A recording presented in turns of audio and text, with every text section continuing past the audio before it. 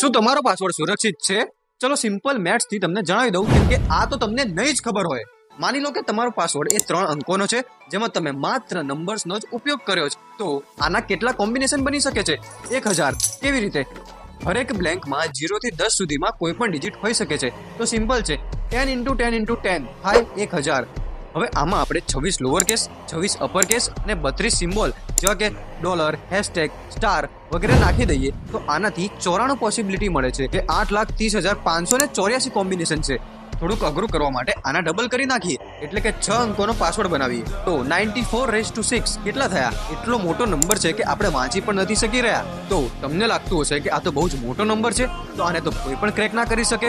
તો તમે ખોટા છો, કેમ કે કમ્પ્યુટર 100 બિલિયન પાસવર્ડ્સને 1 સેકન્ડમાં ગેસ કરી શકે છે. એટલે માત્ર 6 સેકન્ડમાં તમારો પાસવર્ડ આરામથી ક્રેક થઈ જશે.